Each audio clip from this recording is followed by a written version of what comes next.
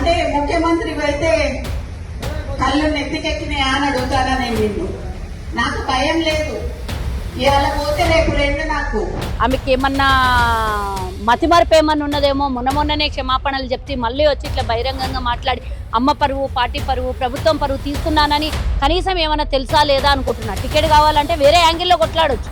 ఈరోజు అదే బీసీ బిడ్డ అంటున్నారు. ఈరోజు సురేఖక్క బీసీ కదా, వాళ్ళ అమ్మ బీసీ కదా, వాళ్ళ అమ్మకు మంత్రి పదవి ఇయ్యలేదా? మీరు అన్ని నన్ను అడిగితే ఎట్లా? సురేఖక్కని అడగండి వెళ్ళి. మేము విమర్శించట్లేదు, మా మంత్రి బిడ్డని ఆమెకు నిన్నటిదాకా గౌరవించినాం. ఆ గౌరవాన్ని ఆమె కాపాడుకోవట్లేదు.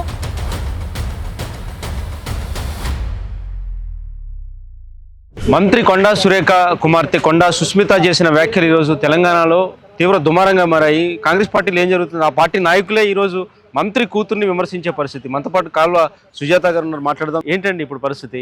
మీ పార్టీ చెప్పండి. విమర్శించలేదు, తాను చేసినటువంటి వ్యాఖ్యల మీద మేము మాట్లాడుతున్నాం తప్పించి విమర్శించలేదు. విమర్శించాలంటే వేరే విధంగా ఉంటుంది. మేము విమర్శించట్లేదు, మా మంత్రి బిడ్డని ఆమెకు నిన్నటిదాకా గౌరవించినాం. ఆ గౌరవాన్ని ఆమె కాపాడుకోవట్లేదు. ప్రతిసారి పోయినసారి అన్నది మేమందరం మా మంత్రి బిడ్డ కదా అని మేమందరం ఎక్స్క్యూజ్ చేసినాం. మేము నోట్లకెళ్ళి ఒక్క మాట మాట్లాడలేదు. సరే, అది సద్దు మునిగిపోయింది. ఎక్స్ప్లెనేషన్ ఇచ్చిండ్రు, రేవంత్ అన్న దగ్గర పోయి మాట్లాడిండ్రు, సారీ చెప్పిండ్రు, వదిలేసినాం. మళ్ళీ ఒకసారి మాట్లాడడం అనేది ఇది నిజంగానే ఆ పిల్ల ఆదమర్చిపోతుందా, లేకపోతే ఆమెకి ఏమన్నా మతిమరపు ఏమన్నా ఉన్నదేమో, మొన్ననే క్షమాపణలు చెప్తే మళ్ళీ వచ్చి ఇట్లా బహిరంగంగా మాట్లాడి అమ్మ పరువు, పార్టీ పరువు, ప్రభుత్వం పరువు తీస్తున్నానని కనీసం ఏమన్నా తెలుసా లేదా అనుకుంటున్నా. టికెట్ కావాలంటే వేరే యాంగిల్లో కొట్లాడొచ్చు. రేవంత్ అన్న అనౌన్స్ చేయంగానే ఇప్పుడు రేపు పొద్దున్న బీఫామ్ తీసుకుపోయి ఆయన చేతిలో పెట్టిండ్రా? టైం మస్తున్నది. అప్పటి వరకు ఎన్నో ఈక్వేషన్లు మారుతాయి. చెన్నారెడ్డి చేతిలో బీఫామ్ పెట్టి తీసుకొని వేరే వాళ్ళకి ఇచ్చినటువంటివి ఉన్నది. జుక్కల్లో కూడా టికెట్ ఇచ్చి వేరే వాళ్ళకి తీసుకున్నారు. అది నారాయణపేటలో కూడా నారాయణ ఖేడ్లో కూడా టికెట్ ఇచ్చి తీసుకున్నారు. అప్పుడున్న ఈక్వేషన్లు, అప్పుడున్న కాంపిటీషను, అప్పుడున్న పరిస్థితులు రకరకాలుగా ఉంటాయి, అప్పుడు మారుతుంటాయి. ఇప్పటికిప్పుడే అన్నీ అయిపోయినట్ల ఆయనకు ఏదో ఇప్పుడే బీఫామ్ ఇచ్చేసి ఇప్పుడే గెలిచినట్ల. ఆయన సిట్టింగ్ ఎమ్మెల్యే, పార్టీలో ఉన్నాడు, గవర్నమెంట్లో ఉన్నాడు. ఆయన గురించి కాకపోతే ఎవరి గురించి మాట్లాడతాడు? మొన్న జగ్గారెడ్డి గురించి నువ్వు టికెట్ తీసుకోనంటే నేనేం మొదలను అనలేదా? మరి అప్పుడెందుకో మాట్లాడలేదు?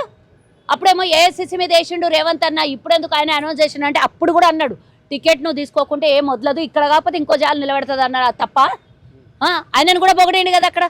మరి పొగిడిందేమో ఇడిచిపెట్టేసి ఆనందేమో మాట్లాడుతూ ఎట్లా మాట్లాడు? ఇదే కదా సమస్య సుజాత గారు.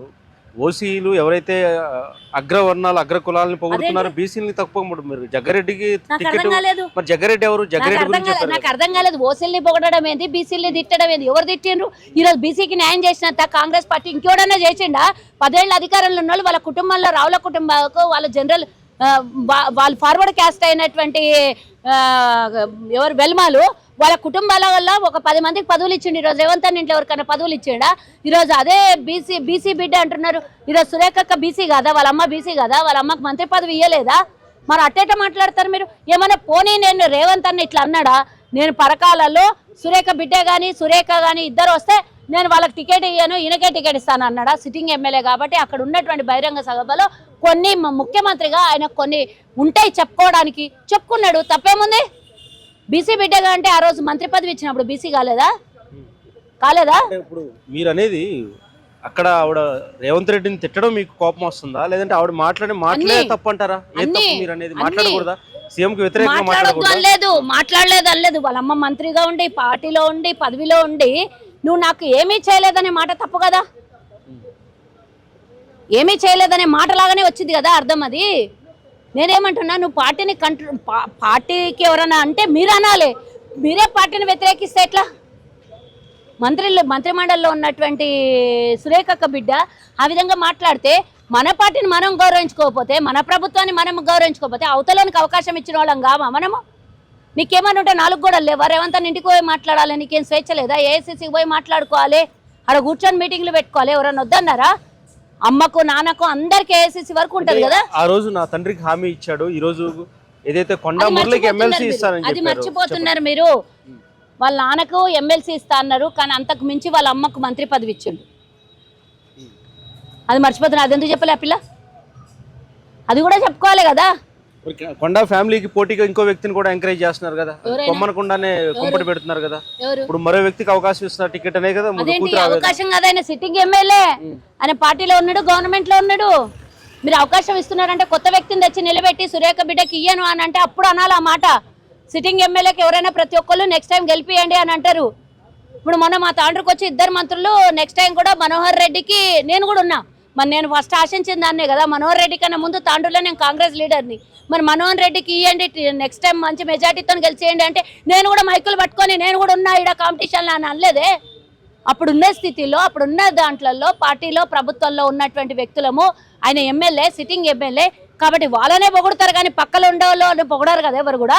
ఇప్పుడు పాత కాంగ్రెస్ నాయకులకు అన్యాయం జరుగుతుంది, కొత్తగా పార్టీలోకి ఇతర పార్టీల నుంచి వచ్చిన వాళ్ళని ఎంకరేజ్ చేస్తున్నారు రేవంత్ రెడ్డి. టీడీపీకి ముఖ్యంగా వంత పాడుతున్నారని ప్రధాన విమర్శ. కాంగ్రెస్ పార్టీకి ఎంత మందికి రాలేదు అవకాశం? ఓపెన్ గా చెప్పండి. నేను ఓపెన్ పొంగులేటి ఎక్కడి నుంచి వచ్చారు?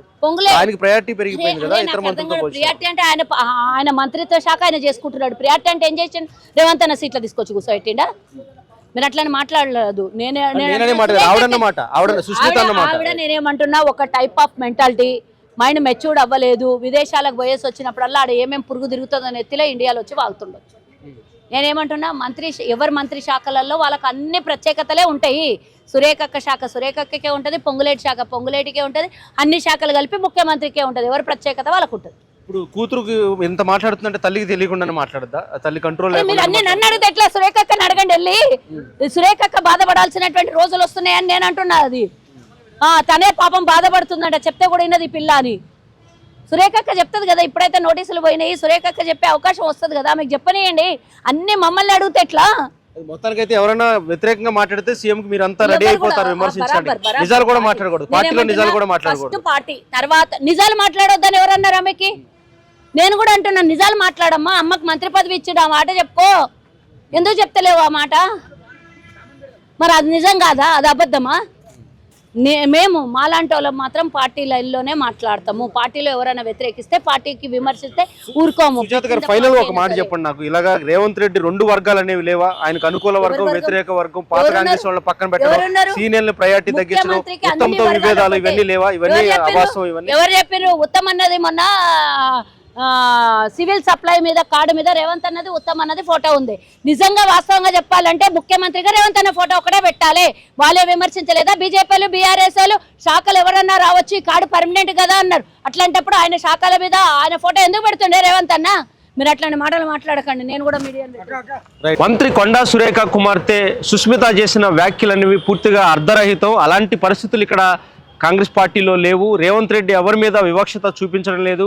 ఆవిడ నోరు జారి రేవంత్ రెడ్డిని విమర్శిస్తే ఖచ్చితంగా ఘాటుగా స్పందిస్తామంటున్నారు కాల్వ సుజాత. శేష యూపీ దేశం, గాంధీ భవన్, హైదరాబాద్.